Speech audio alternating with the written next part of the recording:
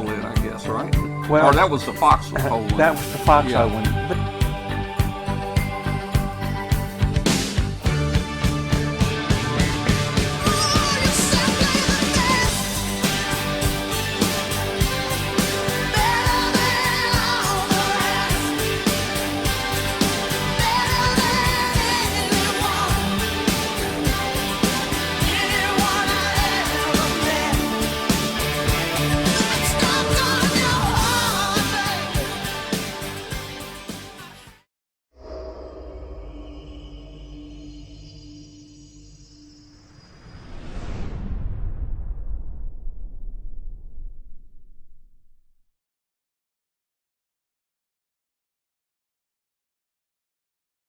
This Amateur Radio Roundtable is brought to you in part by ICOM America. All right, good evening to everybody out there. This is Amateur Radio Roundtable. I'm Tom Medlin, W5KUB. And boy, we were having so much fun before the show, we almost started late. I thought, you know, the only thing I couldn't get the guys down in Orlando to show us all those moves they had. Well, we're gonna get them to do that here pretty soon. Hey, listen, if you're listening out there on WBCQ tonight on 5130 on shortwave, you can join the program. Just go to w5kub.com if you have internet, and you can watch the show. And you can also join us in the chat room. We'd love to have you join us that way. But if you're just listening, that's great. Send us an email. Let us know where in the world you are and how you're hearing us tonight. We'd love to hear from you. Join us on our Facebook group. We've got a ham radio Facebook group now that follows the show. It's got over 8,000 hams in it now, and it's just called W5KUB. Just do a search and you'll find it, and join that.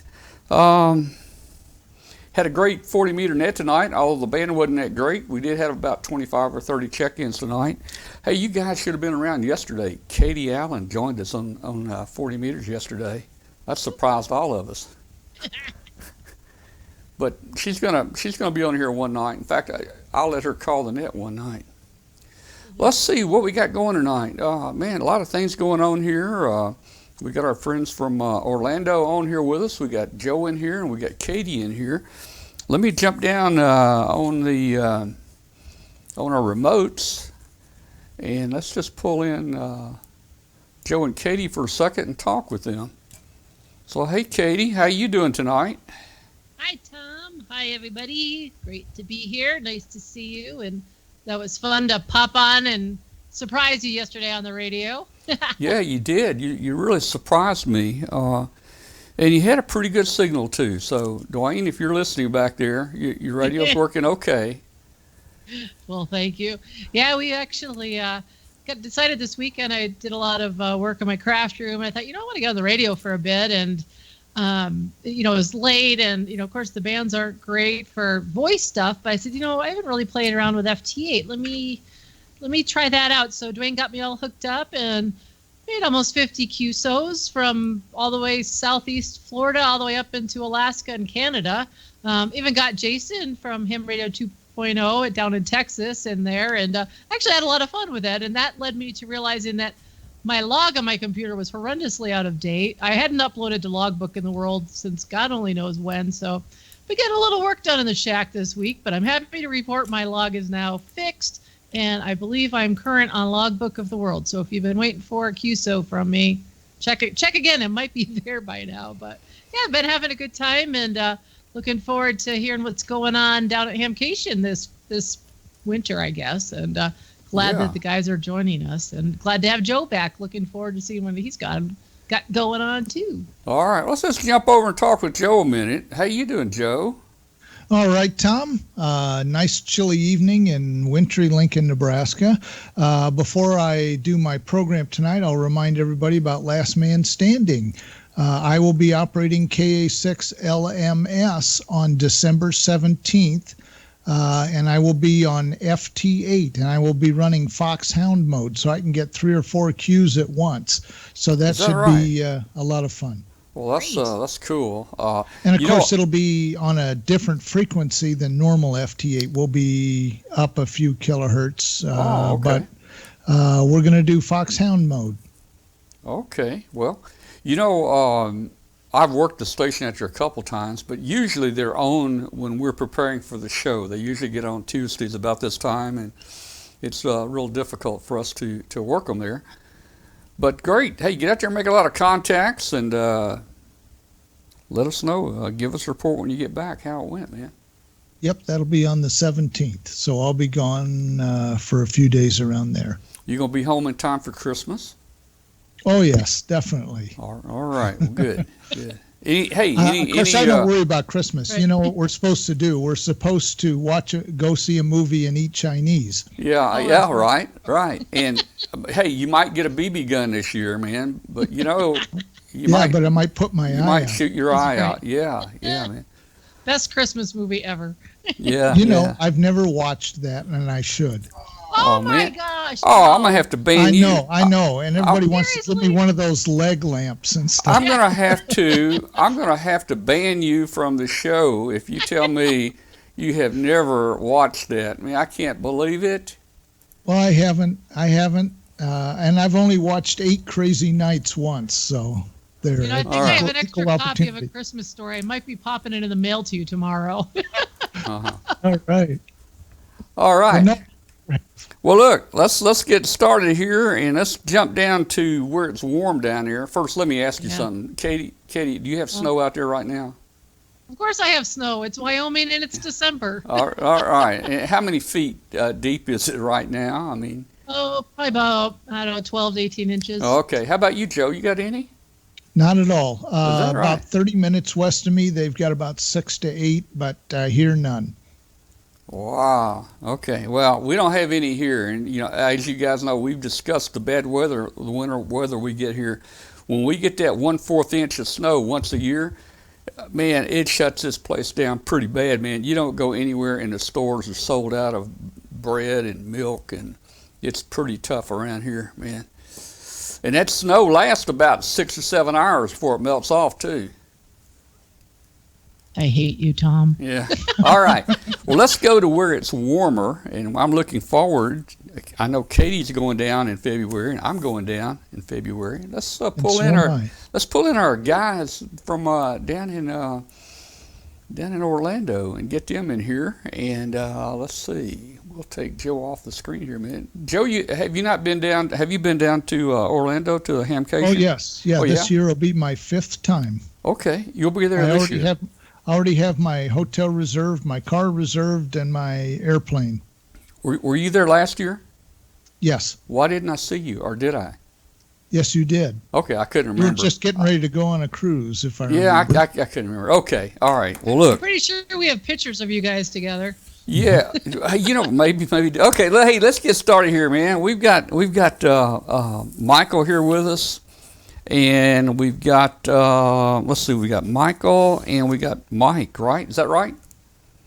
That is correct. Yeah, okay. And I have never seen a more professional setup on our show than what you guys have tonight, man. You guys have outdone it, man. Well, look, hey, there's 2 things we want to talk about tonight. We want to talk about an award tonight, and we want to talk about Hamcation. So let's just get started, man. Let's jump into it. You want to talk about the award first? Yeah, we can do that, Tom. First, thanks to you and Katie also for opportunity to be on the show. Reason why we're here tonight is to talk about the Carole Perry Educator of the Year Award that we gave out last February. And we're here tonight to announce the 2020 award winner. Just an overview of the Carole Perry Award was established to recognize the individual who made an outstanding contribution to educating and advancing youth and amateur radio. This individual has a dedication to working with youth, being a role model in advancing youth and science of radio communications. Just to let everybody know, the award was not limited just teachers. It's open to all working with youth and promoting amateur radio. All right. I'm trying to get your name up here so people will see who you are there. And this is Michael Carole, W4MCA. And hey, great on that award there. Now, is this the second year that the award's been given out? Correct. This is the second year. Last year was the first year, and Carole Perry was actually the winner of the Carole Perry Educator of the Year award last year. All right. You say this year, right? Or this year. Yeah. It's last year for us. Yeah, okay. Yeah, this year. All right. So the recipient is going to be Carole Perry, and we've got a picture of Carole here. No. I'm sorry. Last year was Carole Perry. Oh, last year was Carole. Okay. Oh, okay. 2019 was Carole Perry. I got you. So there's a picture of Carole. Everybody knows Carole and what she does for the youth and everything, and that's what this award's all about here. So, okay. Well, I don't have a whole lot of pictures here, so let me turn it back to you, and you guys go ahead and continue there. I didn't mean to interrupt you. Right. I'm probably messing things up throwing these pictures in here. Okay. Good evening. I'm Mike, KJ4UDO. I'm the awards chairman for Hamcation. And just a little more information on the award itself. I want to give you some of the ideas, some of the requirements for the award and the selection criteria that we utilize for the award. Requirements are pretty straightforward. We'd like to see that we've got a licensed amateur radio operator that's nominated for it. And then if they're not a teacher and they're part of a youth organization or something like that, we'd like to see that they are registered with that organization.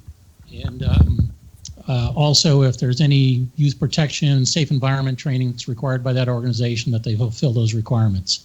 So, and then we looked at the all the nominations be submitted by the beginning of November. That gives us a chance to turn around and through the month of November, review the nominations and select a candidate at the beginning of December, and hopefully arrange that they can make Hamcation for the presentation of the award at Hamcation at the beginning of February. Some of the criteria we use for selecting the candidate is seeing if examples where they've used creative approaches to encourage youth to pursue STEM activities. And those that are not familiar maybe with the STEM acronym, that's science, technology, engineering, and mathematics. So, and with somewhat of a focus on radio communications. And then what activities they may be involved in, as far as promoting amateur radio activities. They could even be reaching into some of the robotics activities. I know we've got the robotics competitions coming up through all our high schools and middle schools right after the beginning of the year here. So those are all things that help and contribute to the nominee. So, and a lot of engaging and hands-on activities would be coming into. Ideally, this individual would be a role model for the students to encourage them to continue on in the technology community and hopefully become a, potentially even an engineer down the road in there. Personal enthusiasm, to recruit youth into our hobby here. So if they are turning around and promoting classes and licensing of students, those are all things that contribute to it immensely. And then any list of examples that they may have, that, different training sessions that they may end up doing. As we mentioned, a class or projects that they're doing, kit building, any number of activities that could end up coming into that. So, and did you want to pick up the procedures there, Mike, on how our committee ran? Yeah, some of the procedures was just to get the nominees in. We put it out on social media, Hamcation website. We also did it through ARL. Nominations were submitted via mail, received by November 1st. For the following year, the award committee was actually 5 members on the award committee that actually picked the winner. And just to let everybody know, the 5 members were some from the committee and some outside of the committee, actually across the country. So it wasn't just committee members of Hamcation that picked the winners or the winner. And we had candidates from all different criteria that they met. And let's see here. We had nominations that were both educators, teachers, and a couple of nominations were also just amateur radio operators promoting youth at the radio communications technologies. Correct. So, All right. And I think we're down to the main part we come here to talk about here. You want to do that all part, right. Mike? sure. Okay, getting down to the, like I said, the important part of the night here, our award winner, the individual that ended up being selected, and it took us a while at the committee. It was not a quick decision. It took us a while to turn around and go through the nominations and down select. There were some excellent candidates that we received. So kudos for the individuals that turned around and provided the nominations. Hey, Mike, let me ask you, how many nominations did you guys have to go through? We ended up with 5 nominations this Okay. year that met all the criteria. Uh-huh. And they were all 5 very, very strong nominations. So it gave us a little bit of challenge. All right. So the individual that ended up being selected, they've been involved in educating youth in various forms throughout their career, through their total career there. Numerous STEM projects and space-oriented activities. When I started going down the list, I'm sitting there going, boy, it's just one after another, which is fantastic. The individual ends up being the ambassador for the U.S. education team for ARES. So they're ending up seeing any of the ARES requests for any of the schools. They're part of the review team that make that up, associated with the International Space Station. And so with that, we'll get right to it. The award winner for the 2020 Carole Perry Educator of the Year Award is Melissa Poor, KM2 CZN. Okay, and she was nominated by Joseph Spire, K6 WAO. He's the president of AMSAT. So Yay. congratulations Well, cool. to Yeah, Melissa. congratulations. She's been very involved in ARES. I mean, she's been teaching throughout her career, currently a high school teacher, continuing to promote STEM throughout. So she's part of AMSAT, supporting ARES. She's been supporting some of the NASA projects along the way too. So very busy individual, but it's all focused about promoting our youth. And not only is she helping the youth out, but she's also helping other educators out, which is very key to to educating the youth around. So congratulations to Melissa. If you know her, send her a note and congratulate her. All right. Well, I don't guess Lisa is watching We need tonight. a round of applause, Tom. Yeah. Well, I was going to do a drum roll, but hey, man, this is great here. So now, hey guys, so you're going to be giving this award out, I guess, each year, right? At Hamcation. Correct, Tom. Each year we'll give this award out at Hamcation, and we'll actually have more awards coming in the future also. But this is our first one we've decided to do. But every year at Hamcation we'll have a chairman's dinner and award ceremony that Saturday night, and actually present the award or the awards as we get more of them to the winners. Okay, and here's a picture of what the award looks like. It's a part of the picture. It's let's see, this other picture that Carole was in. You can see more. It's quite a nice, tall trophy there. Wow. And Need their own piece of luggage to get that home. Yeah, we actually had yeah. to ship it to her because she was scared to travel with it and they would Oh break yeah, it. yeah. So we had to box it up really good and ship it to her.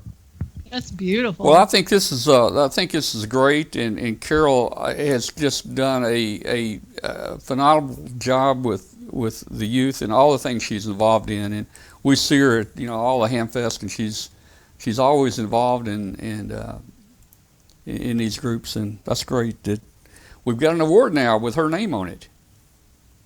That's awesome. Yes, we do, and Yeah. it's she's really happy with it. She was ecstatic when we asked her if we could name it after her. Actually, about a year and a half ago.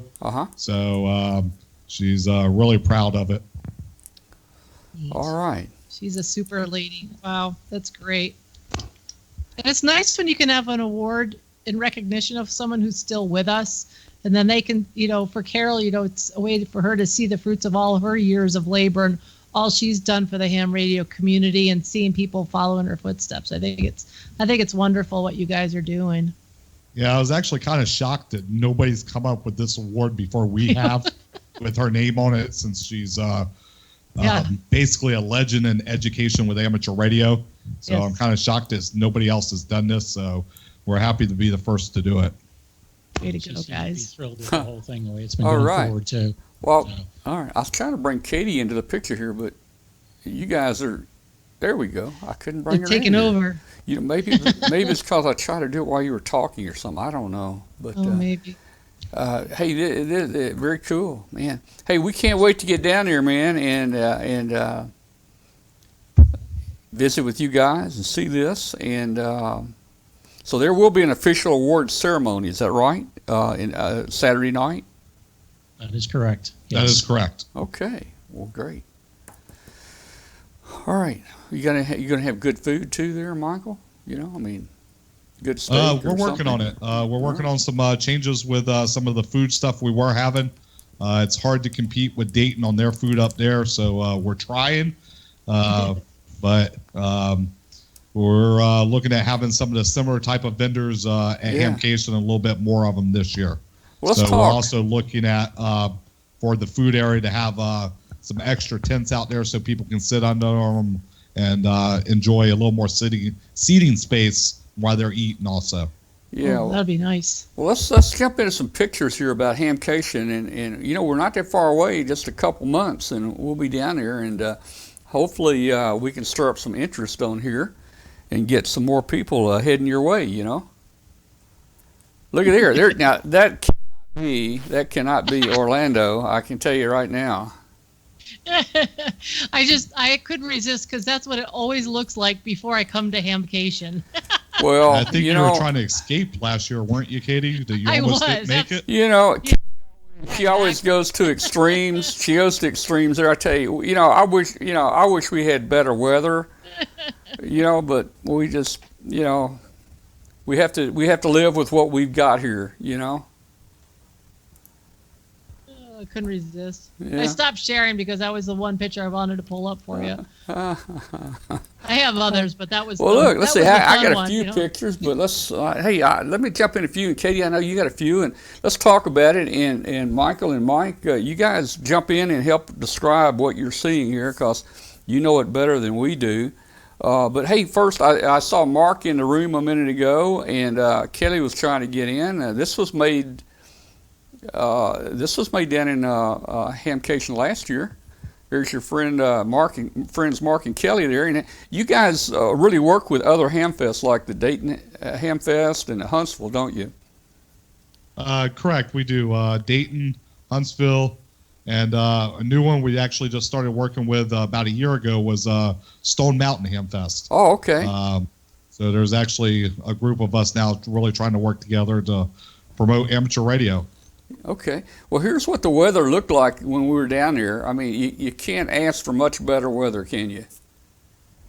White, puffy clouds. Temperature was about perfect,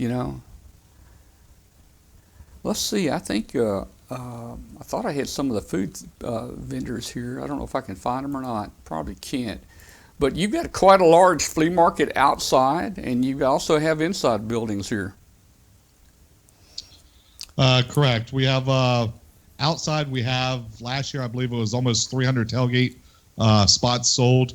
On the inside, we have an indoor flea market, which is our swaps, which has, I believe, 256 tables in it. And then we have 2 buildings of indoor commercial vendors, like your ICOMs, Kenwoods, Yezus, HROs, all those. I think this may be your That's the swaps.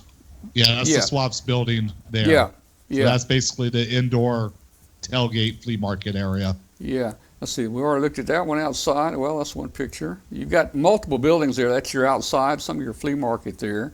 I always run into a couple people I know at these hamfests. There's Emmett and there's Katie. I don't have a picture of Joe here, I don't think. Here's Ricardo. You guys know Ricardo? We do, yes. Yeah, I think he's from the Orlando area there. Let's see. Hey, we failed to mention volunteers. Let me. You sent me the slide. We hadn't talked about this yet. Is this in regard to your Hamcation, right? How many volunteers do you have? Last year we had almost 300 volunteers. Hang on a second. We got a problem coming in on Skype.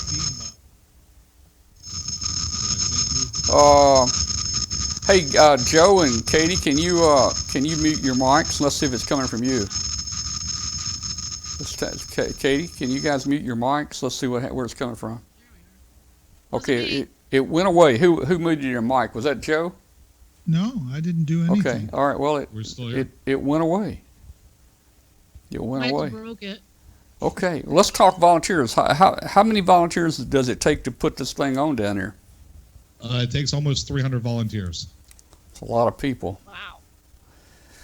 Oh, and how long do you start the planning prior to February? The show ends on February 10th, and we start on the 11th. Wow. Okay. Well, all right. And so I believe you're showing the volunteer theme. This is actually our theme for 2020. Oh, okay. So it's volunteers make a difference. And this year you'll notice some of our forums are related to volunteerism. Look for info on how to get the theme logo on a t-shirt this year. That's going to be coming soon. And I already said we had over 300 volunteers, so that is our theme for 2020. Volunteers make a difference. Okay. And volunteers are a big part of all these Hamfest that we put together. I know it's big in Dayton. In fact, I think your friend Michael Coulter just got in a chat room. I'm sure he's interested in seeing you guys again. Yeah, they're actually Dara or Hamvention will have a table or a booth there also. So Mark will have one also at Huntsville and Stone Mountain. They're actually all three of them are side by side. Right. Now here's one of the buildings here. Which building is this? What do you have in this building? That's the North Hall. North Hall. I think That is the North Hall. That's a commercial building. That's actually where our prize and info booth is also. Right. And our prize barrel is in that building. Right. I was thinking that. And It would let's be see. really cool if you could have like footprints that go from all of the buildings that lead just to that one. So if you had like little yellow footprints throughout the cement all the way to lead people there. To lead them to the prize barrel. Yeah, everybody's like, "Where's the prize button?" You can say, "Just follow the footprints." Michael, you've got some really good awards this year, or prizes this year too for them. Yeah. There's some really good prizes this year. We'll go over those real quick. We're going to have over $25,000 in prizes again. Wow.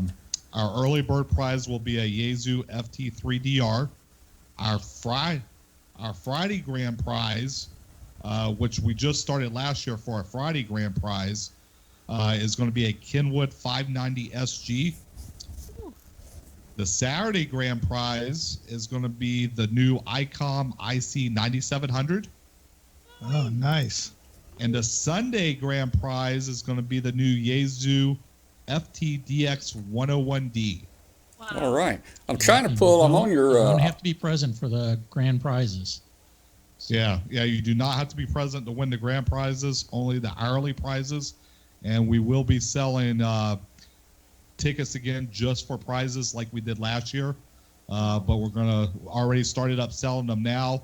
And we'll actually have it open on Thursday. We'll have a ticket booth open that you can actually go to and get your prize tickets if you want. You can buy regular tickets and pick up your will call tickets on Thursday. Yeah, I've got your page That's a pulled great up. idea. I've got your page pulled up now, and it's just hamcation.com if anybody wants to check it out.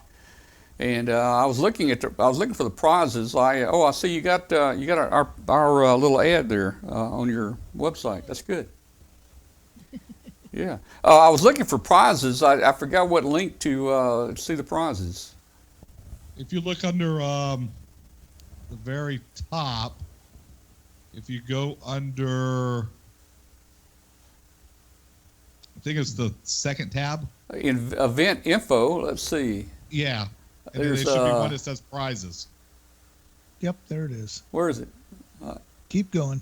Keep going, keep going. Oh, I see it. There it is right there. Prizes, okay. Oh, yeah, you guys got a nice lineup of prizes there. Yeah, that's just the grand prizes are listed there. Yeah.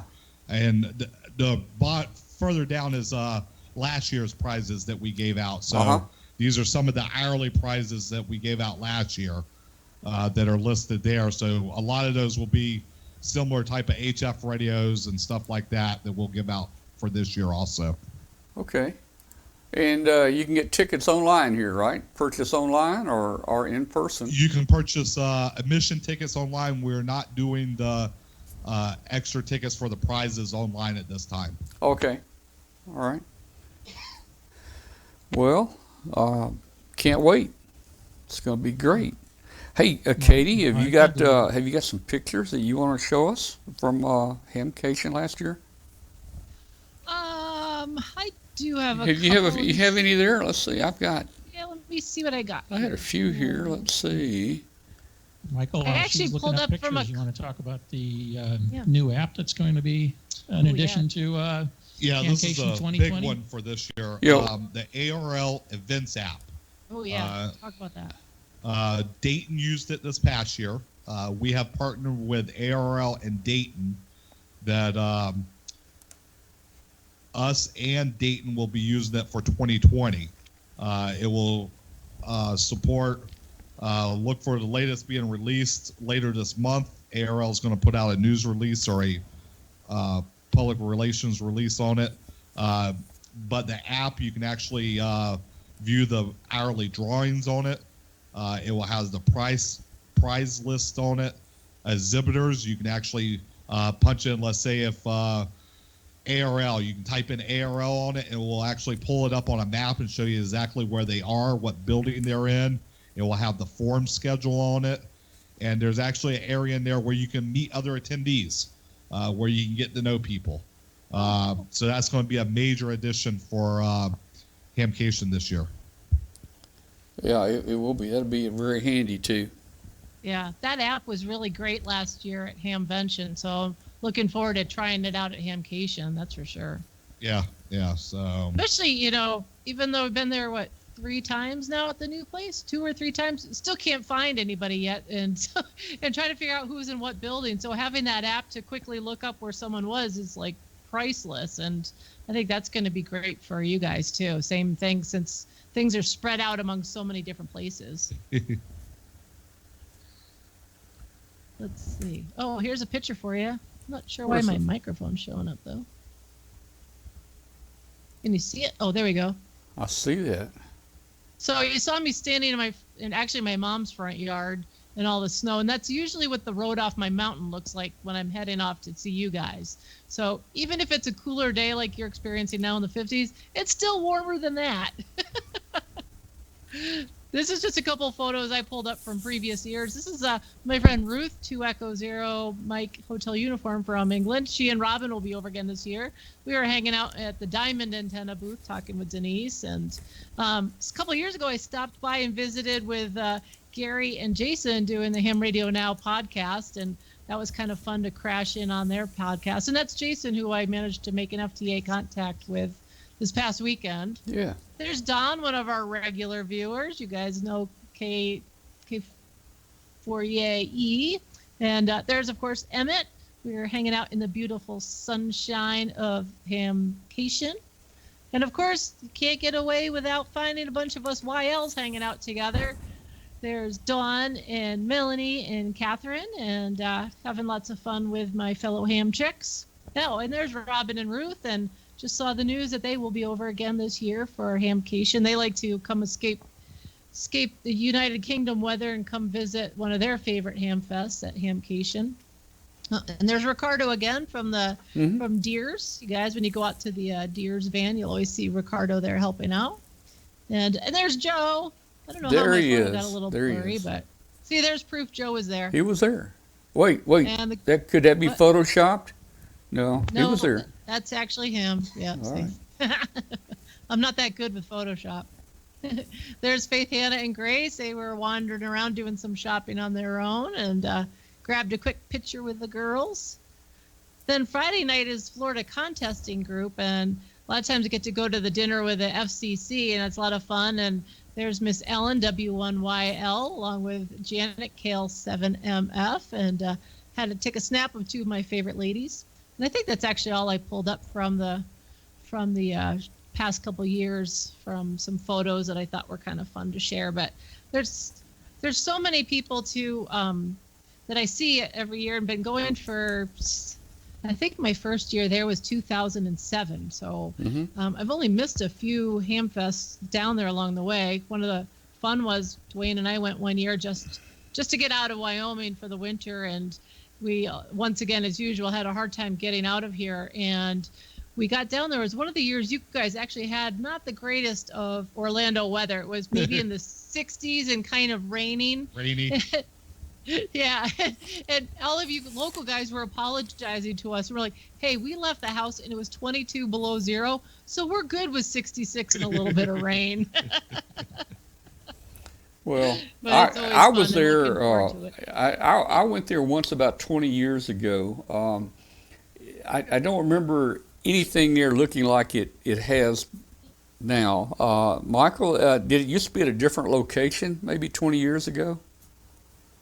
Maybe a little longer than that. We were at several different locations. We were at Twin Towers. We've been at Expo Center. Actually, the Orange County Convention Center for a couple of years. Yeah, this was outside. It was outside. It was outside. Yeah, in fact, I probably almost got thrown out of the state.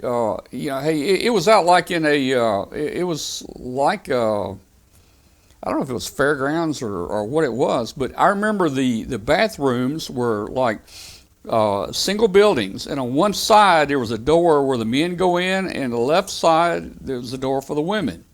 That's the fairgrounds. The fairgrounds, okay. So I walk in the men's side there, and and then I walk down this little open aisleway here and go out the other door, and I look and I come out the women's door. Yeah, they've actually fixed that since then. That was a long time ago. Oh man.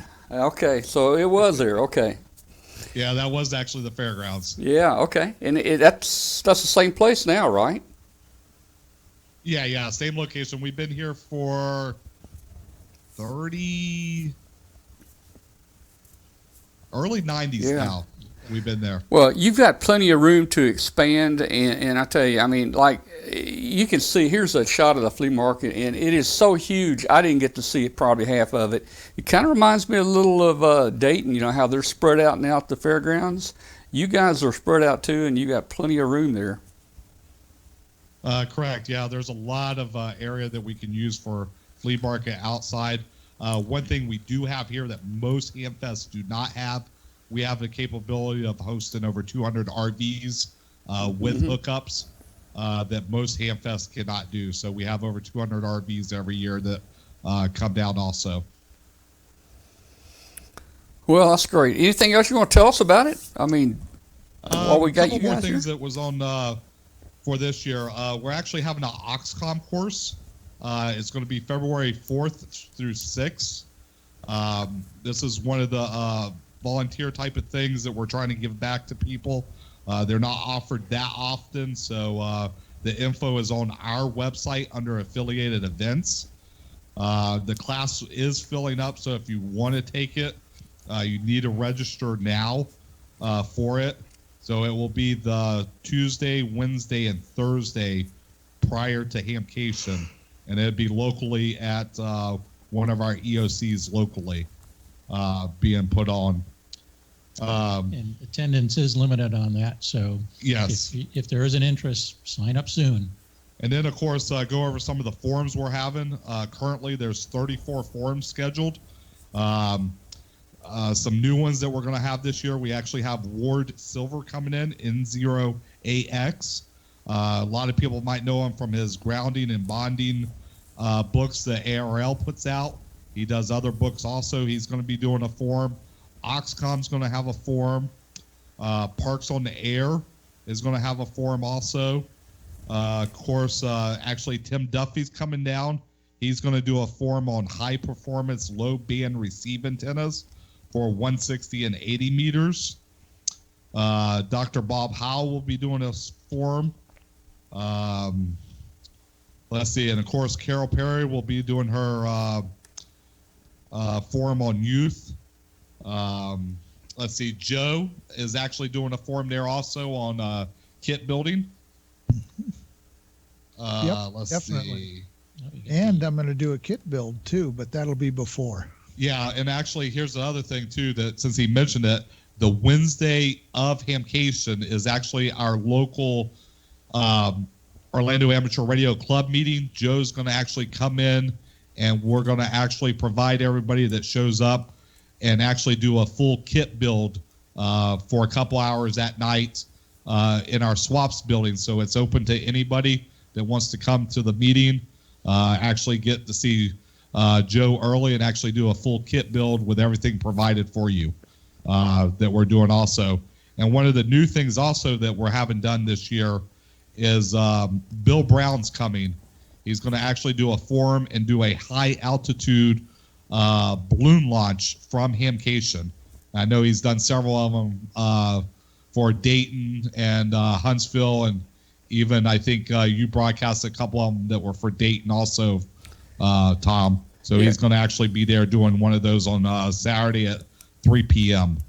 And one of the other biggest things I'll go over, then that'll probably pretty much be it, is this year we're adding a lot more golf carts for transportation to the forums, to testing. And also this year we're adding golf carts out in the parking areas to take people to and from their cars back up to the ticket booths, and also people don't have to walk so much. So that's one addition this year also. So we'll have a lot more transportation out there and be able to even carry boat anchors, stuff like that, when people buy them and ain't able to carry them anymore. So, Well, you can follow us on social media, Facebook, Twitter, and Instagram. They're all at Hamcation. And if you go to the website, you can scroll down to the bottom where you can actually subscribe for the latest information. We'll be sending out a flyer on that. Everybody that subscribes to it get a flyer, updated information about Hamcation, and just watch our website for further updates. Yeah, keep checking in. We've still got forums coming in. Yeah, and the forums are updated almost a couple times a week now of new forums and updated forums. And also, we're going to have information radio coming in. It's going to be a AM broadcast before the show or during the show that you can actually tune to an AM station and actually get information about Hamcation, traffic information for local stuff like that. And we'll be broadcasting or putting out what actual AM channel it is here soon. That's all in addition to the talk-in station. Correct, and we'll still have regular or amateur radio talk-in also. And it was mentioned you're going to have something in 2021. We are. 2021 is actually going to be the ARRL National Convention, and it's also going to be our 75th anniversary of Hamcation. That's great. Wow, that's going to be a biggie. And you'll have to let me know when you got me scheduled and for my forum, and I'm looking forward to presenting again. Okay. Sign up start on February 11th. Yeah. Well, that's great hearing that Bill's going to be down there, Bill Brown. We launched a balloon for the show here actually too, and we made it to Japan, and then it crashed in a storm. We went 14,000 miles in 14 days, and that balloon launches and tracking it is really exciting. So that's going to be a big deal for you guys too. We actually met him in Huntsville. We sat down for lunch actually at Huntsville, Uh-huh. and he was sitting at the same table we were, and started talking to him, and we got him to come down and actually do one. And one thing he did say about February in Florida, there's a good chance the balloon that he launches, there's a very good chance that we'll actually make it around the world, just because of how the steering currents are in February. Yeah, yeah, and we're trying to plan another launch with Bill maybe in the next few weeks. We're going to try it. We're following a couple of his balloons that other people have launched, and there's a couple up right now that have made 3 revolutions, and that's what we're shooting for. Good. Well, all right. Well, man, it sounds exciting. Can't wait to get down there to the nice weather and visit with you guys. We'll get to see a lot of people we don't see in person every day, like Joe and Katie. People are asking about hotels and so forth. That's on your website. I know there's no pricing on the website, but are most of the people staying there at the Drury? That's our number one hotel. We pretty much sell it out with all amateur radio operators that stay there for the duration. There's Drury. There's also Rosen. 2 Rosen hotels on there. There's a Holiday Inn. I think there's like 5 or 6 hotels on there. So, but the Drury is the one that most hams stay at. But again, there's over Orlando. 800,000 hotel rooms in Central Florida area. So, and the if Rosen you can't find a hotel, there's something wrong. The Rosen is very reasonably priced. Correct. And we do have different tiers based on how you want to stay. I think the cheapest is maybe $79 up to about $150. Okay. So it all depends on how much you want to spend and where you want to stay at. Yep. Yeah, that's very reasonable. Well, all right, Michael and Mike, thank you so much for coming on and talking to us about the award and also Hamcation. Enjoyed it. We'll have you back again, of course, before Hamcation arrives. Definitely. Yeah, Well, let's schedule. Tom and Katie for allowing us to use this time to promote Hamcation and to announce the Carole Perry Award winner. And again, any of those that are listening, if you know Melissa Poor, please turn around and congratulate her on the receipt of her award for the Carole Perry 2020 award winner. All right. Thank you, guys. Great. Thank you, guys. Thank you. All right, guys, we'll be back here in just a moment, and Joe has got something he wants to show us, so we'll be back here in one second or two. Step up your gift-giving game this year and get your favorite ham an ICOM transceiver. ICOM offers a variety of high-performance and innovative products. Make the most out of this holiday season with one of these ICOMs today. Give your favorite ham the SDR they really want, the IC7610. This high-performance SDR has the ability to pick out the faintest of signals even in the presence of stronger adjacent signals. It is a direct sampling software-defined radio that will change the world's definition of an SDR transceiver. It has RF direct sampling, an independent dual receiver, and dual digit select. Ham for the holidays, ICOM is changing the way entry-level HF is designed. The IC7300 is a high-performance, innovative HF transceiver with a compact design, and it will far exceed your expectations. It has RF direct sampling, 15 discrete bandpass filters, a large 4.3-inch color screen, a real-time spectrum scope, and an SD memory card slot. The IC9700 is at the top of every ham's wish list this holiday season. Keep your competitive contesting edge with faster processors, higher input gain, higher display resolution, and a cleaner signal. ICOM's IC9700 is the pinnacle of perfection. It has a 4.3 color touchscreen, dual watch operation and full duplex operation in satellite mode, real-time high-speed spectrum scope and waterfall display, and a voice recording playback function. Visit www.icomamerica.com/amateur for more information on ICOM radios.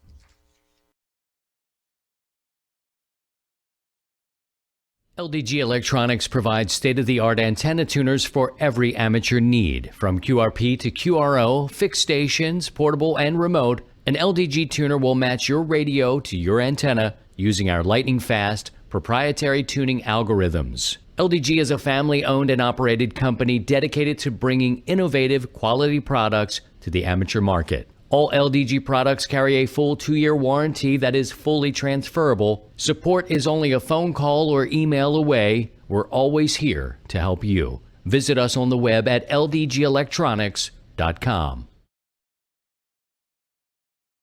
right, guys, we're back, and guess what? We worked up a special deal here with Hamcation, and guess what? We're going to have another show with them here in about a month or so. And Michael, we're going to have Hambot give away a prize from you guys, and let me see. I think I got Hambot here. Let me run Hambot. Let everybody know what Hambot looks like. Here's Hambot.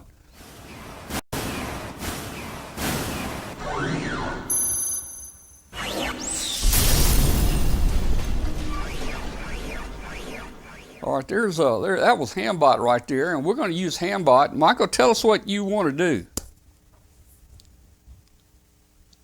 What we're going to do is a winner will receive 100 extra chance tickets for the prizes at Hamcation.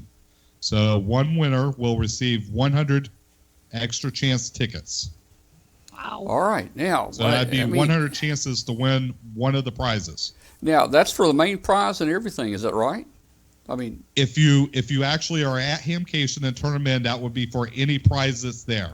If you actually not coming to Hamcation and you win it and you mail them in, it would be for any of the grand prizes then, for Friday, Saturday, or Sunday. All right, so can't beat that. So what you're proposing is we're going to have Hambot. The start of Hamcation. We're going to have Hambot, and Hambot is going to pick somebody from our broadcast here one night soon, and you're going to give them 100 extra chances to win, and they don't even have to be there. They don't have to, if they can't make it to Hamcation, they don't have to be there, right? They just mail these tickets in with their name on it, and they may win something big. Correct. That is correct. And what we'll do, if you want to do it, let's do 3 of them. I'll give you 300 tickets so 3 people can win, and we can split it up. All right, we can split it over a couple different shows. That'll give me time to try to figure out how I can get Hambot to pick me. I was gonna say, pick me. Yeah, right. That's what everybody used to always say there. Pick me. You know. Okay, so this sounds great, man. This sounds great. So thank you so much for that, and you just contact me, and we'll schedule you to be on the show a couple times, 2 or 3 times between now and Hamcation, and we'll crank Hambot up. That's Sounds great. Good to me. Thank you, Michael. Right, That's thanks, a great guys. Prize. Wow. All right, goodbye. All right, now you can go. Yeah, you Y'all can have a go good now. night. You can Thank go you. now. Let's see. Let's get Katie in. Let's get Joe in here too. We got Joe in here. Joe's got something that he wanted to share with us. I don't know how practical these things are. Joe, tell me about it, man. What do you got? What do I have? What I got a couple weeks ago is a 3D printer. And there's so much you can do with these things, especially if you're a kit builder like myself. Actually, the first item I made with it, I don't have right next to me. I should have kept it downstairs. I made a dreidel. So I kind of marked that on my Facebook page, dreidel made out of PLA, play, instead of clay. And PLA is a kind of plastic. Now, what a 3D printer is, I work on printers for a living. So, of course, I deal with inkjet and thermal printers and laser printers. But a 3D printer is a little different. But it's more kind of related to like how an inkjet printer works. An inkjet printer takes a thing of ink, and it squirts the ink onto the paper, and that's how you get your picture. While a laser printer drops toner onto a drum and transfers that to a paper.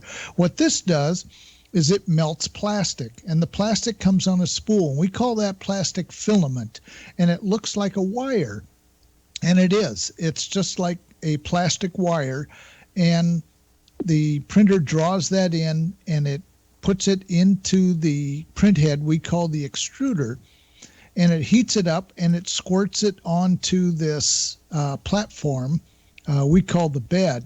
And the bed is heated so that the item being made doesn't cool off completely, so it doesn't get warped during the process. And then when it's done printing, you don't want to touch it for quite a while until it's fully cooled off, and then it just pops right off.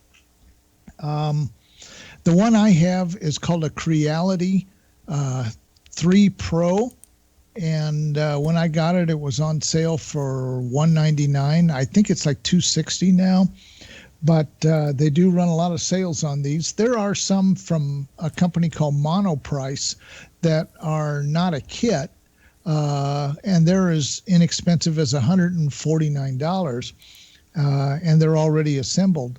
So the difference being how big the workspace is for the printer to build objects, and the small, real inexpensive Monoprice one wasn't big enough to make a lot of the cases I need to do for kits. A lot of kits come as just a board, and usually somebody who's got a 3D printer who's a ham figures out the parameters and makes up a file and then puts it online, so you can download that and then run it through your slicer program for your printer and then send it to the printer, and it will make that object.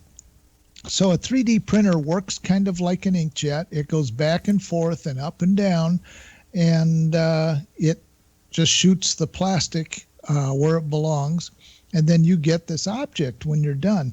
And I have found it to be incredible. Now this one, I did not make this one. This object here is a SD and micro SD card holder. This was made for me by N2RJ, Rhea, who is the Hudson Division ARL director, and she kind of inspired me to get started in 3D printing because she knew. Now you can see the slots. Brilliant, Joe. We need like 8 million of those. Yeah, and so that holds micro SDs and regular SDs, so I use that for printer cards and so forth. Can I have one in purple, please? We can make it in any color you want. In fact, I was looking at filament. They have glow-in-the-dark filament, cool. which is so cool. That is wild. This is a CW key. Now, she sent me the red part and the white part, but not all the screws and springs and wires that it took to make this. This is a neat little mini CW key, which is great for these little QRP kits. The wire, of course, I had to supply also, the screws and the spring and the wire. And the wire is simply one of these things. This is one of those audio cables that you'll see with computer monitors and so forth. A lot of my customers have their own speakers, especially like the Bose speakers and so on, because they want good quality for their music. And so they don't use these cables when I install them. So I just take them back with me and I stored them away. And so I've been using them. You can take one and cut it in half. And now I have 2 cables, so I can make 2 keys out of it. But all I had to do was add a little spring, and because I work on printers for a living, my toolbox is full of little springs and stuff that I use to fix things. And so I've got a little spring in there and a couple of screws that make the contacts, and then the wire threads through it so it doesn't pull out. That's part of it. It has kind of a tunnel for the wire. This is one that was made, I can't remember where this one was made, but it's my call sign, kind of a keychain-like thing. And that was made, I can't remember where, but it's a program that I've seen. You can either do it with 2 colors like this, 2 different color filaments, or 1 if you'd like. Now what we're looking at here is this is the front top panel for a 3-piece case.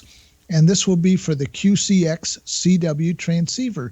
And this is the first kit case part that I've made. I printed that last night. That little part takes maybe about an hour and a half to print this.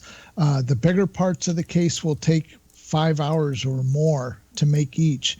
I had another ham who had a 3D printer make me a 3-piece case for my microBitX, and it just snaps together. And that one, I think he said, was 6 or 7 hours a piece for the 3 parts. So it's not like you're going to get something like a Star Trek replicator. It's going to be something that goes together in a period of time. So there's a lot of things that are involved in it. This particular printer that I have here, let me see if I can get the camera on it. This is going to be a little difficult because I don't have a lot of wire. But Yeah, I think you can see it. You can see the red spool. And let's see there. You can see the bed there down below. And it's really something. It's quite a machine, and you just hear it going up and down. There's all sorts of modifications for this one because this one is a kit. There are pieces that you can make to improve this thing that you can make using the 3D printer to make things like something that turns this one shaft, a handle, and you can get something that takes your filament and holds it out away from the printer, and all sorts of different things that we use for different situations that arise when we're printing. So it's pretty unique to have a device that you can make pieces of the device with the device. It's really something. 3D printers used to be, like I said, several $1,000s, and when you can get them for $200 or less now, it becomes a lot more affordable. Let me see if I can find another object. This one actually only takes maybe, I think, about a half hour or so to make. And what it is you can see I've already put the connector on it and everything. This is a dipole center insulator, and use a regular chassis mount SO239 with this, and I'll show you the back and show you how that goes. And you can see how the wire loops through it, so it makes its own strain relief. I made a 6-meter dipole with some pretty thick Teflon coated wire that's thick enough that you could run 100 watts with this. So like on field day, I could give it to our club and have them running sideband or CW or FT8 on 6 meters with 100 watts with this dipole. And it will be completely done with 3D printed parts, except for, of course, the connector. I don't have the end insulators. This was printed also by Rhea. She sent this to me with the other parts, and I completed it by putting the electronics on it. But I'm going to print my own 3D printed end insulators so that I can have the dipole with the 2 end insulators all done with a 3D printer. There's a lot of places, a lot of public libraries and a lot of schools have 3D printers, and they have classes on it. I know a lot of community colleges have it. As a kit, this particular printer takes about 2 hours to put together. So it's a fun couple of hours that you spend putting it together, and then you spend probably at least 4 times that trying to get it all adjusted, because you got to learn how to level the printing platform. This particular one, the mat comes off of the base. Now the base is hot. It can get as hot as 100 degrees Celsius. During printing with this type of material, it sits at about 60 degrees Celsius. That's about 150 degrees. And the PLA, the plastic material that goes into the head, sits at roughly 200 degrees Celsius when it's melted. But I'm going to hold this up. The mat is removable on this, and it's flexible, so it makes it easier to take your items off instead of having to scrape them. And then to put it back on, all I do is I line it up and I put it right back on the heated bed, and it sticks pretty good. And right now, because the printer is off, the stepper motors are not engaged, and so it moves pretty freely. But there are 4 knobs underneath that, and you have to adjust those so you get just the right amount of friction. And they tell you to use a piece of printer paper and adjust it till you feel the head kind of scraping on the paper but not ripping it. And so you got to do all 4 corners and then do it again and again. And you do this almost every time you print a single object. The other thing is, if you have dust or dirt or any residue from a previous print, you need to clean all that off too. So I have some 91% alcohol, which is what they recommend, and some cloths like this, and I clean it off. And so I adjust the knobs and balance it out, and away it goes. And it goes back and forth, and you can see the base platform going in and out, and the x-axis, the left-right, goes back and forth. And then when it's done with that layer, it goes up like let's say 0.16 or 0.2 millimeters, and then it goes again, and it just keeps going. And I'll see if I can find here a piece of how thin this is. It looks like a hair thin strand, and that's like a double thickness run of this stuff. And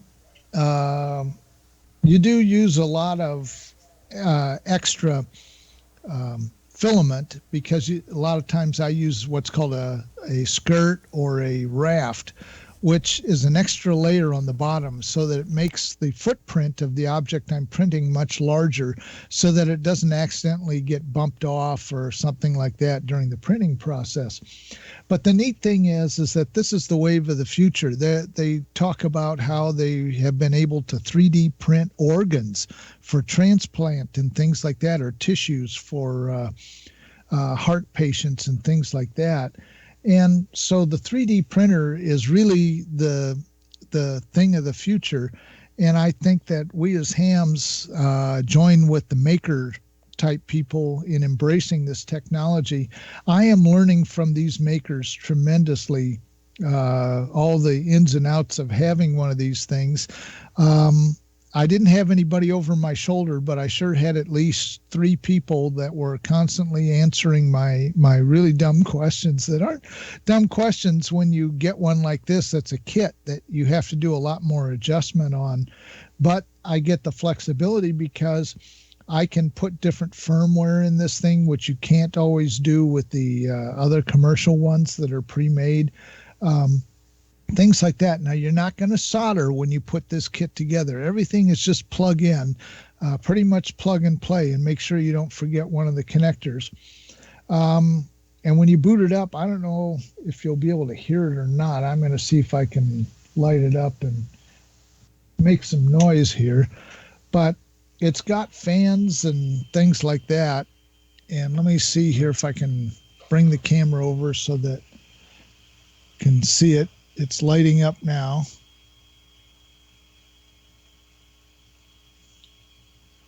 And I'm going to home the print head.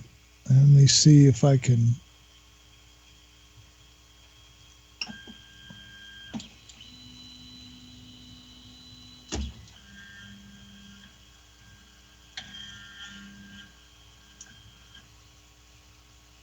Okay, so that set the print head and the platform to the home position. And then the control panel lets me access the files that are on the micro SD card. And I can choose which file I want to print or which functions I want to do. I can preheat the bed if I needed to, or I can disable the stepper motors so that I can just move it freely and use the alcohol and the rag to clean the work surface. But once you've mastered leveling it and the temperatures involved, how to set your files on the computer and in the printer, and what kind of filament to use and so forth, it's really a lot of fun. I'm guessing this object probably took maybe 3 or 4 hours to print this. I'm guessing maybe 3 hours. And like I said, this front panel was only a little over an hour. But when you think about it, you're making it yourself. And that's kind of the fun of kit building. So I produced the printer from a kit and set it all up. And now I'm making kit parts from a kit. How's that? That's pretty awesome. I've got a question for you. The printers they're coming a long ways in a short time. I know the International Space Station has a 3D printer up here. I guess that's to make them an extra part in case they need to make a cork or a stopper, for a hole or something in the wall. But these things are so interesting. I mean, you can actually print a crescent wrench, and when it comes out, you can actually turn the little cylinder on a crescent wrench, and it'll open up and close. And I just cannot see how that works. But I guess my other question is, I'm not a programmer, and I'm not sure what you have to do. For instance, if I told you, Joe, I'd like you to make a microphone case that looks like this, would you know how to do it, or would you have to go to some site and look and see if somebody has already built that template? In other words, can you make only the things that are already online somewhere, or can you actually design stuff of your own? There's a program by Autodesk called Fusion 360. And by the way, when I'm seeing myself, I look like I'm frozen. I don't know if I do. No, on you're yours. fine. You're fine. Okay. But the Fusion 360 program is free for those who are using it just as a personal thing or for educational purposes, but not commercially. So it's a CAD program, and you can take 3D files. We call them .stl files, and that's an object in 3D. And you can modify it. Like this one, she took it from Thingiverse, which is a repository. It's kind of, I don't know what you call it. I think if you remember in the good old days, there was 2Cows that had all the different software and stuff for your computer. Well, Thingiverse has all these items, and you can look up something like FT817 on there. And there's a zillion things that people have made to enhance your FT817. But she was able to use a program like that and put, it says hi on the top, and it says no on the bottom, so that you know which way to open it, not have your cards fall out. So there are ways to modify the items. You can put your call sign on like the side of the key or something like that and have it engraved if you know how to use these CAD programs. If you don't, some of the CAD programs are available online. In fact, through Thingiverse, some of them, some of the objects will say can be customized using the customizer. And if you click on that, you can do things like if it's a nameplate or something, you can change the name on it so it has your name or your call sign or something like that. And then you save that file to your computer that it gives you, and it downloads it. And then you run it through your slicer program and print it. So if you're not a CAD designer like me, I'm not, you can still modify things relatively easily on some of these.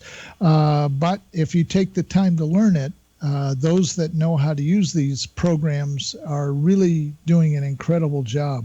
You can take an existing item and then add things to it or modify it or put your call sign on it or things like that. And so the applications for amateur radio are just astounding, what you can do with a 3D printer. And like I said, I thought at first, am I going to really do this? And then I decided, it's affordable now.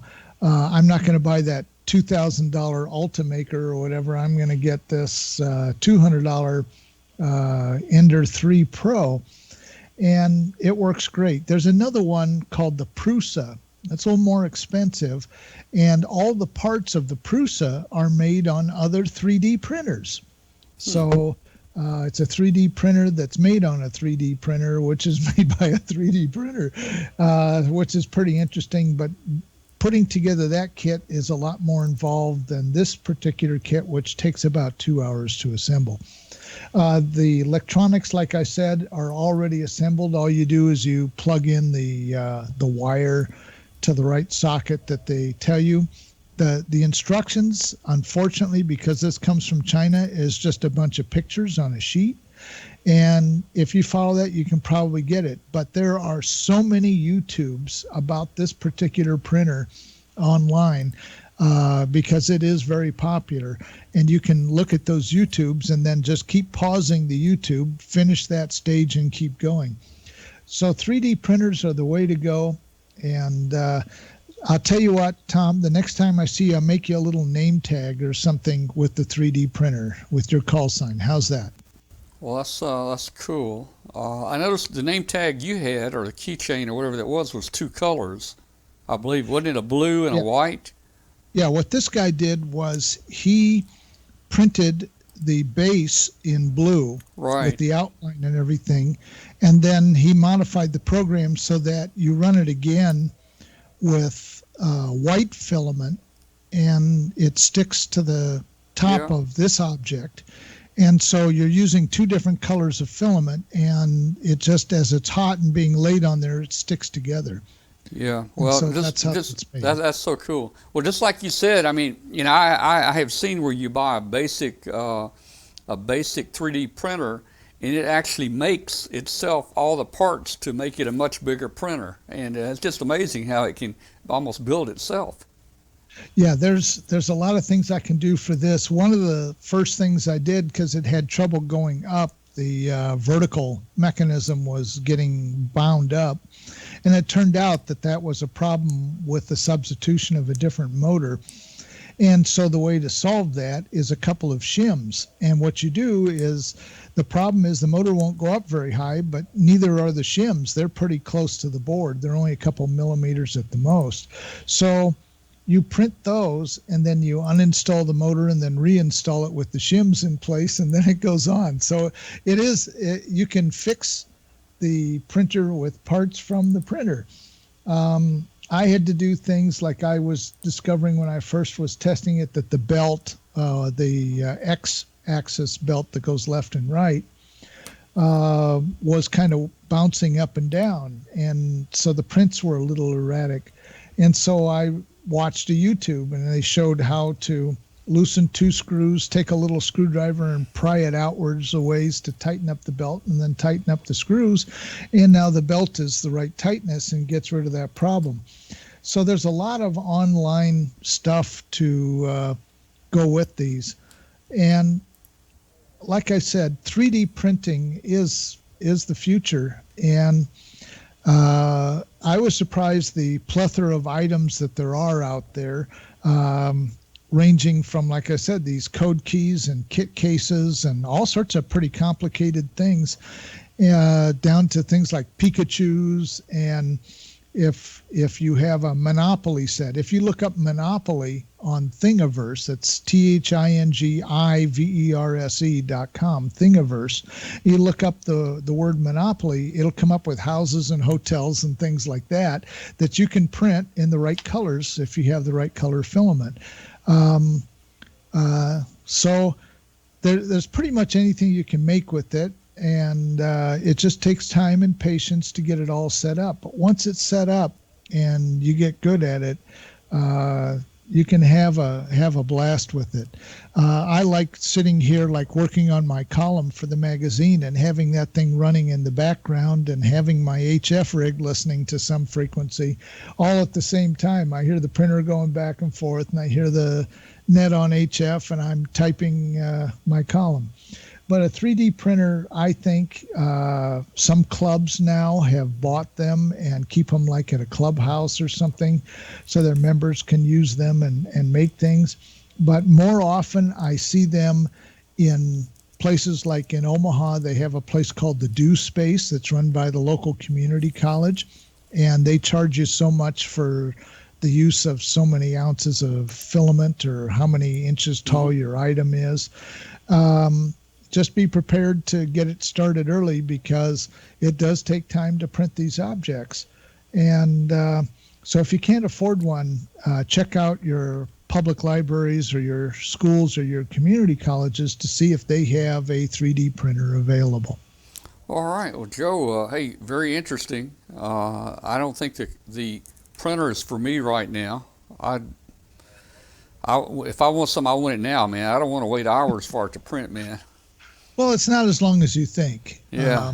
Like I was printing little name things in 17 minutes. So. Yeah. Well, I know as time goes, it's going to be easier and easier to actually program it to make things that you want. There are probably many templates out there already of things that you might want. Yeah. That you And can like you can just get the file. Like if you want a hotel for your Monopoly or a checker or something like that, you can probably get it. But and I guess there's things like boxes and cabinets and things like that. Maybe you can print today. Yeah, and that's like what I was doing. This is the place where the control knobs and buttons Yeah. are for a QCX. And this is a part of a 3-part case.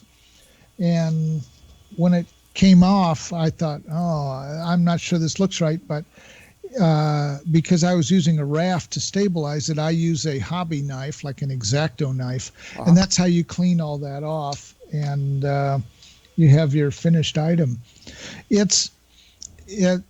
I guess since I'm semi-retired now and I'm not working full time, I on an average put in maybe 5 to 10 hours a week instead of 40. I have time now. I can start this thing up in the morning and have stuff running during the day. And there's also there's different programs you can get that let you combine 2 or 3 different objects and have them on different corners of the same print bed. So it does take it longer to print it, but you can do them at the same time. But they are made to run for hours and hours at a time. They use very heavy duty stepper motors and belts, and the mechanism is pretty heavy duty. All right. Well, hey, Joe, I opened up the phone lines. I don't know if we're going to get any calls now. We got maybe 10 minutes here or so. We can take some calls if somebody wants to call in. So the number is up there, 712-775-7270. And you'll have to put the code in when the phone system answers you. But let's see if we can get a caller or two in here tonight. Seems like that always turns out to be fun. Hey Tom, I am gonna sneak out though Okay. for the evening. I just want to say good night to everybody. Thanks for joining us, and I'll see you next week. All right, Katie, thanks, and we'll see you next week. Enjoyed it. Bye. Bye-bye. And let's see. Okay, Katie is gone here. Let's see if I can just bring me and Joe in here. Okay, I still see myself frozen, and I don't know why. You're doing fine here. You're doing fine. I'm trying to let's see. There we go. We'll do that right there. That'll probably work. Okay. Yeah, you're doing fine here. Let's see. Okay. I'm not sure we're on shortwave tonight or not. The people in the chat room, I'm getting conflicting information. I checked, and the linking program that I used to send it, the linking program was down. But others in the chat room said that they were hearing you. So I don't know how that was happening unless WBCQ jumped in there and was pulling the show off the internet, which I don't think they would do. But anyway, I was just interested to see if we were on here tonight. We were supposed to come on 30 minutes earlier. We've changed our WBCQ time now to 2 hours instead of an hour and a half to pick up our show, our pre-show music there. Well, Joe, let's see if there's any questions about your 3D. I or saw anything. some. I've been scanning back in the chat. Somebody asked how much a roll of filament is. A lot of stores sell it for about $25, $30, but Micro Center has it as low as $14.95 for a 2.2 pound roll. They sell it as a kilogram, and so it's a 2.2 pound roll.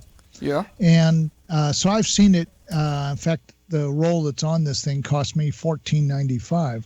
So it depends on where you go. I think Micro Center seems to be the most reasonable place for it. They have places like in Columbus and Cincinnati and Kansas City and places like that. And I think Fry's also carries a variety of filament. But it can be a little more expensive depending on what it is, because the PLA is the least expensive, but it's the most common used. Everything that you've seen me hold up has been done with the PLA. They have ABS plastic. It is a little more troublesome when you're trying to set that up and keep it from stringing and other problems. And then there's PETG, which is kind of recycled pop bottles. And PETG works great, and it's a lot less brittle and a lot more tensile strength. And that's what the Microbidex case was made out of. Not the piece that I showed you here, but next time I'm on, I'll show the Microbidex and the case that was made from 3D. Well, and that brings up a good point. I mean, different things require different strengths, and you kind of got to study that and know what to do, because you don't want to build an insulator out with soft material where the ends pull out. So you kind of got to know what you're doing, right? Yep. You got to know what kind of plastic. I would say if it's going to be, now this dipole insulator, this is for a 6-meter dipole, so it's not like an 80-meter dipole. It's not holding a lot of weight. I would be willing to put this out in a Nebraska winter, and it would survive just fine. Hanging out there. I don't think there's that much tension on it or anything. Yeah. But an 80-meter dipole, of course, you'd want to make it a little thicker and stronger. And Amit would be able to be the expert on that as to what kind of plastic that you could run through a 3D printer. And like I said, you can get filament that's that kind of a white greenish kind of a glow in the dark stuff. So you could have a dipole center insulator and the two end insulators, so that when the sun went down, you could see it lightly glowing in the dark and see where your antenna is. Oh, yeah. And as I mentioned to you before, people here in Memphis that are doing this, that are very familiar with the 3D printers, and we've had discussions. I found that this line that you put on your grass trimmer, your weed trimmer, weed whacker, they're saying that line will even work in some of these 3D printers. Now, it's probably not the same quality, but it's very similar. If you look at it, the spool of line that you've got looks very similar to weed, weed whacker line or whatever you call it there. Hey, Joe, let me put out just a quick note here again. Guys, we're looking for anybody who wants to call in here real quick. We got the phone number up on the screen. We are on WBCQ. I went over there a minute ago and listened. It's a little weak here, but I am hearing you, Joe, on WBCQ. So even though my link is down, they must have pulled us off the internet and grabbing the audio that way. I'm sure. Well, that sounds great. And yeah. And to those listening on shortwave as well as on this show, the Creality ones, like I said, are pretty affordable. But if you don't have the patience or anything to go through as much of the setup, Monoprice, like I said, makes some pretty inexpensive ones that seem to work quite well. Depends on the size of objects you want to make. And so I would look at the specs of any of these things to make sure that the objects you want to make will fit on the work surface. So, hey, Joe, let me ask this you. One's big enough that I can do like the QCX or the BitX or things like that. So let me ask you a question. You know, the BitX the BITX, it's so big, the board itself is maybe 6 inches square. And you print, let's say you print a case for that's maybe a couple inches tall. How much of a roll, I saw your spool of filament there, how much of a roll would it actually take to print like a Microbix cabinet? Well, usually your programs will tell you how long it takes and how many grams of filament. And because a spool of filament is 1,000 grams, let's say one takes 63 grams, then it's using like 0.63% of that 1,000-gram roll or whatever, or something like that. You figure it out by what your slicer program is telling you that it's going to need. The bad thing is knowing how much is still left on that roll. So you can monitor it, and one of the neat things you can do with this printer is you can pause it, and then you can stop it just before the roll ends if you're keeping an eye on it, and then there's a procedure where you can heat up the head and then just pull the filament out, put a new roll on, and shove it down in there into the system, and then it'll just continue on where it left off. Okay. All right. Well, interesting, Joe. There's a lot of interest stirred up here on the chat room about the 3D printer. I'm sure someday we'll all have one. You know, just like everybody today has the internet. You can't live without it. Yeah, I like I said, I'm having fun with it. I'm sure this is my first 3D printer, and it won't be my last. I'm sure I'll upgrade at some point, but for right now, this is going to be a lot of fun. The other thing I invest in is this stuff. You can get it at Walmart, pretty cheap. It's 91% alcohol. That's what you want to help cut the stuff off of the print surface. It also comes with this scraper spatula-like thing that also helps you get under objects to get them off.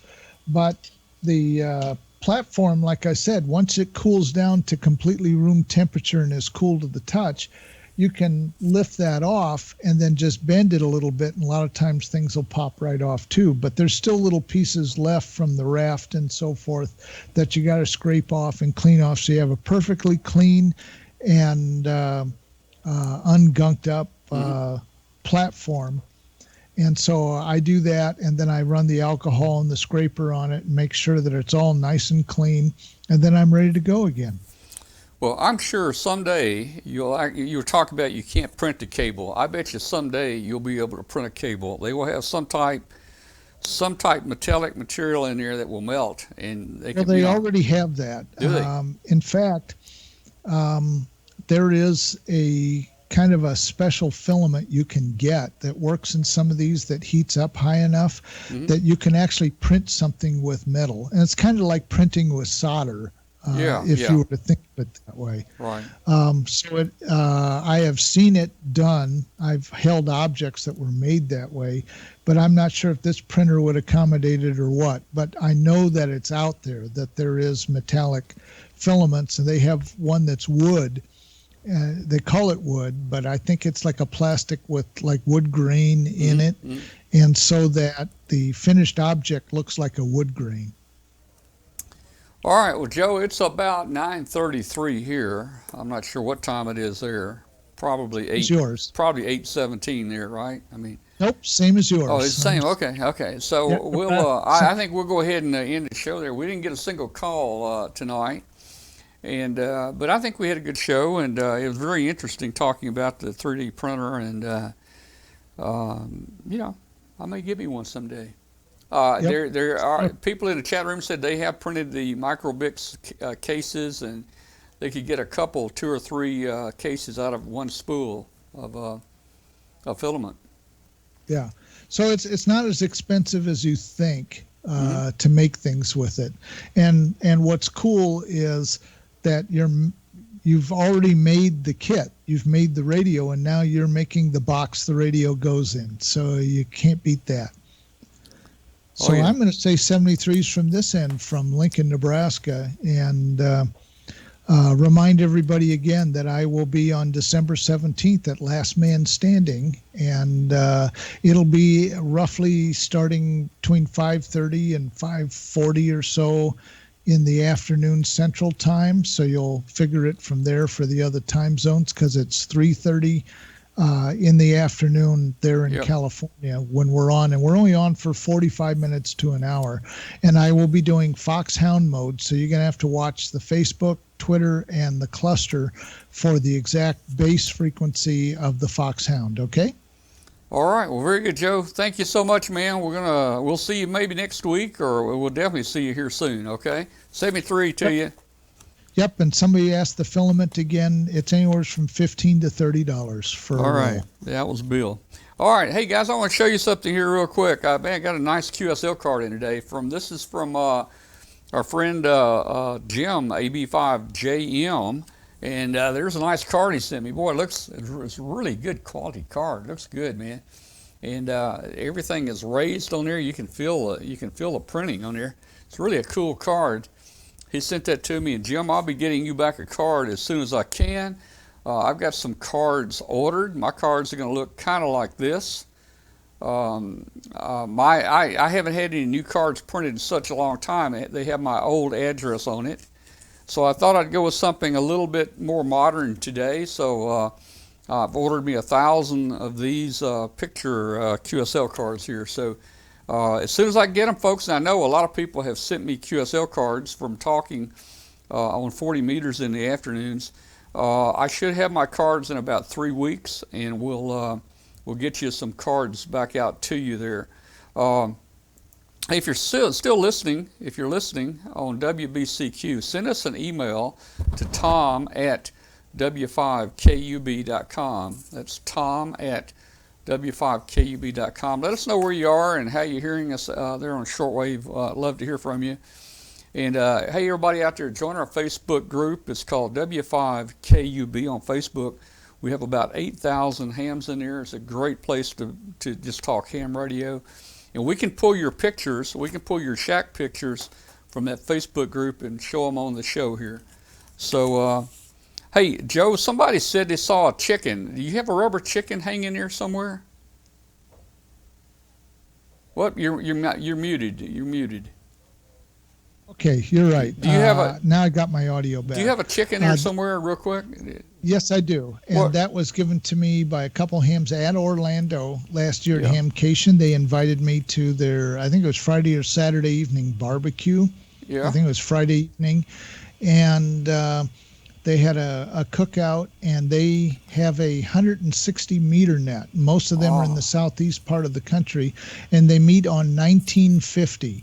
Okay. And they said, we're probably sure that you probably won't be able to get in from Nebraska. I've gotten in like 3 or 4 times, and with a reasonable signal, with a top-fed half-wave shortened sloper.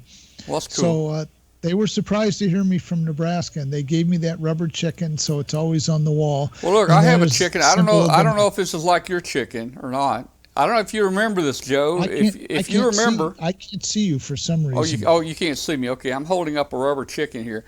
Actually, this chicken was thrown at me and you a couple years ago. You may not remember this, but I do. That was from that same scene that's in your from all of intro our viewers, that are out there right now. Here's what happened, and here's Joe. There's Joe back there on the.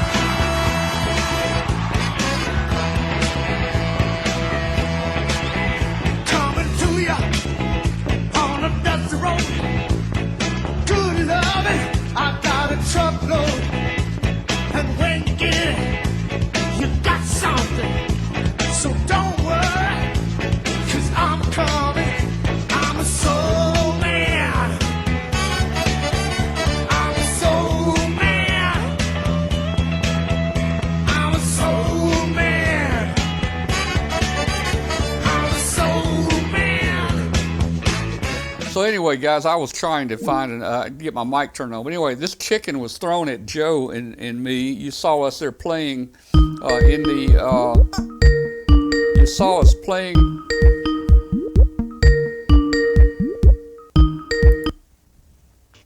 You saw us playing with the Roundtable band there at Huntsville a couple years ago, and this chicken actually was thrown to us after we finished our number. The chicken was thrown at us. I think it was Teresa. If you watch that video, when you get to the end, you start seeing bottles of water thrown at us, Coke cans thrown at us, and then lastly the chicken comes flying in there at us. But I thought we did a pretty good job, Joe. Yeah, I think we did. I can't see you still for some reason. I'm just getting the thing locked up. But well, maybe it's your 1 gig Ethernet. I mean, your 1 gig internet service there. You know, you're too fast, man. Probably. Anyways, look forward to your next show, and we'll see you in Orlando. All right, Joe. We'll see you. Good night, man. 73 to you. 73s. All right, guys. Well, that's about it for tonight. Thanks to everybody that stuck it out with us, and we enjoyed having you tonight. See you next week. Don't forget to tune in to and check into the Roundtable Net next week on 40 meters, 7180 at 5:30 p.m. Central Time. We'll see you later.